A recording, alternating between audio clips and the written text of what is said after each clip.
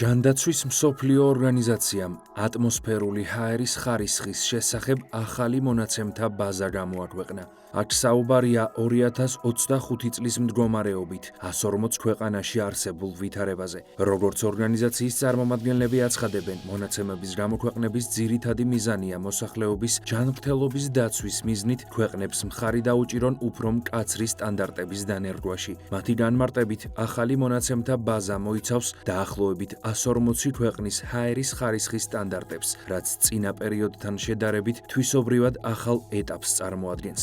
სპეციალისტების მოსაზრებით, სტანდარტების რაოდენობრივი ზრდა იმაზე მიუთითებს, რომ ამჟამად 17%-ით მეტი ქვეყანა იღებს რეგულაციებს, რომლებიც ჰაერის დაბინძურების ჯანმრთელობაზე მავნე ზემოქმედების შემცირებას ისახავს მიზნად. წარმოდგენილი მონაცემები მოიცავს მტვერზე, აზოტის დიოქსიდზე, გოგირდის დიოქსიდზე, ოზონზე და ნახშირბადის მონოქსიდზე დაკვირვების შედეგებს. სპეციალისტების განცხადებით, ჰაერის დაბინძურება მსოფლიოში უდიდეს გარემოს დაცვით გამოწვევად რჩება. დაბინძურების შედეგად მსოფლიოში წელიწადში 7 მილიონი ადამიანი იღუპება. ჯანდაცვის მსოფლიო ორგანიზაციის წარმომადგენლების განცხადებით, ყველა დაინტერესებულმა მხარემ აქტიური მონაწილეობა უნდა მიიღოს მონაცემთა ბაზის სრულყოფაში, რათა მომავალში შეძლონ უფრო სრული და ზუსტი ინფორმაციის მიღება მსოფლიოში ჰაერის ხარისხის შესახებ.